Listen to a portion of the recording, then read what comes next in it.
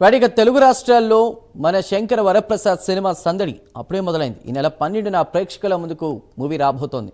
ఈ క్రమంలోనే కోనసీమ జిల్లా అమలాపురంలో మెగా అభిమానులు ప్రీమియర్ షో మొదటి టికెట్కు వేలంపాట నిర్వహించారు. స్థానిక వెంకటరమణ థియేటర్ దగ్గర వేలం చేపట్టారు. మొదటి టికెట్ను మెగా అభిమాని మేకా వెంకట సుబ్బారావు 1,11,000కు దక్కించుకున్నాడు.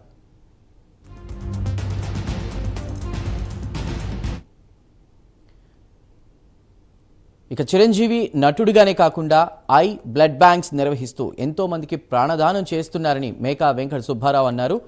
వేలంపాట్లో తొలి టికెట్ను దక్కించుకోవడం సంతోషంగా ఉందన్నారు. ఈ కార్యక్రమంలో రాష్ట్ర చిరంజీవి యువత ఉపాధ్యక్షుడు, అమలాపురం టౌన్ అధ్యక్షుడు నల్లా చిట్టిబాబు, అఖిల భారత చిరంజీవి యువత ఉపాధ్యక్షుడు ఏడిద శ్రీను పాల్గొన్నారు. మన శంకర వరప్రసాద్ సినిమా టికెట్ వేలంపాట సందర్భంగా ఈ రాష్ట్రంలో 9 సెంటర్లలో టికెట్ వేలం పెట్టారు. అలాగే అమలాపురంలో కూడా మన ఏడు శ్రీని గారు, నల్లా చిట్టిబాబు గారు టీం అందరూ కలిసి ఈరోజు వేలంపాటను కొనసాగించడం జరిగింది. ఈ వేలంపాటలో నేను 1,11,000కి టికెట్ని దక్కించుకోవడం జరిగింది. చాలా నాకు ఆనందంగా ఉంది. ఎందుకంటే నేను గతంలో కూడా ఓజీ సినిమా టికెట్ 64,000 వరకు వెళ్ళాను. అక్కడ నాకు టికెట్ రావడం జరగలేదు. ఈ వేళ ఎంతైనా పాడాలనుకున్నాను. 1,11,000 కాదు, 1,50,000 సరే ఈ టికెట్ పాడదలుచుకోవడానికే వచ్చాను నేను.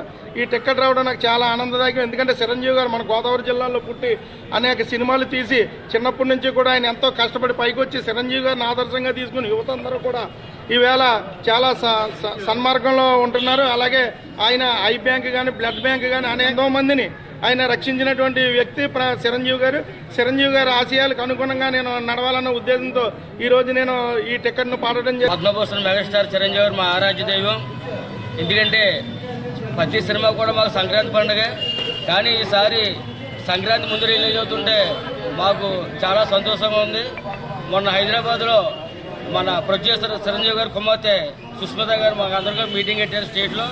మీరందరూ కూడా నాన్నగారి సినిమా నేను ఫస్ట్ టైం నేను నిర్మాతగా చేస్తున్నాను. మీరందరూ కూడా చాలా జాగ్రత్తగా మీరు అన్నీ కూడా చేసుకోండి. అమలాపురంలో అంటే మొత్తం రాష్ట్రం మొత్తం మీద 9 సెంటర్లు ఇచ్చారు. అందులో అమలాపురం ఈస్ట్ గోదావరిలో అమలాపురం ఇచ్చారు. మాకు చాలా సంతోషం. ఎందుకంటే ఆవిడే డిసైడ్ చేశారు. అక్కడ ఈ కార్యక్రమం వచ్చిన డబ్బులు కూడా ఈ చిరంజీవి గారు చారిటబుల్ ట్రస్ట్ వెళ్తాయి.